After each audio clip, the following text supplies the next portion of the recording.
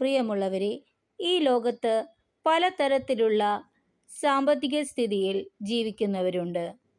സമ്പന്നര്, താഴ്ന്നവര്, middle class family, അങ്ങനെ പല രീതികളിൽ നമ്മൾ കാണാറുണ്ട്.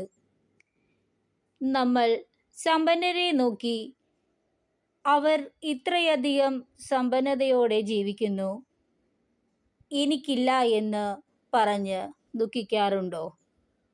എന്നാൽ സങ്കീർത്തനം 49 അധ്യായം 16 മുതൽ 20 വരെയുള്ള വാക്യത്തിൽ ദൈവം നമ്മോട് ഇപ്രകാരം പറയുന്നു: ഒരുവൻ സമ്പന്നനാകുമ്പോഴും അവൻ്റെ ഭവനത്തിൻ്റെ മഹത്വം വർദ്ധിക്കുമ്പോഴും നീ ഭയപ്പെടേണ്ട.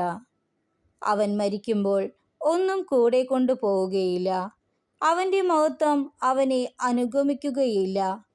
ജീവിതകാലത്ത് സന്തുഷ്ടനെന്ന് കരുതിയെങ്കിലും അവൻ്റെ ഐശ്വര്യം കണ്ട് ആളുകൾ അവനെ സ്തുതിച്ചെങ്കിലും അവൻ തൻ്റെ പിതാക്കന്മാരോട് ചേരും. ഇനിമേൽ അവൻ പ്രകാശം കാണുകയില്ല, മനുഷ്യൻ തൻ്റെ പ്രതാപത്തിൽ നിലനിൽക്കുകയില്ല. മൃഗങ്ങളെപ്പോലെ അവൻ നശിച്ചു പോകും. നോക്കുവിൻ, ഈ ലോകത്ത് ഒന്നും നിലനിൽക്കുന്നില്ല.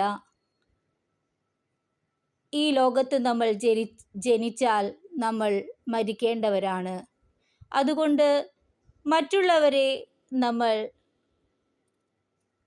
താഴ്ത്തി കാണരുത്. ഒരു ഉയർച്ചയുണ്ടെങ്കിൽ ഒരു താഴ്ചയുണ്ടാകും.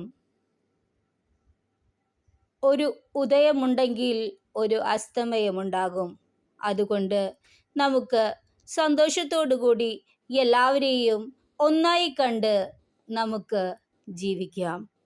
നമ്മൾ മരിച്ചു പോകുമ്പോൾ, നമ്മൾ ഈ ലോകത്ത് നിന്ന് വിട പറയുമ്പോൾ നാം ഒന്നും കൊണ്ടുപോകുന്നില്ല.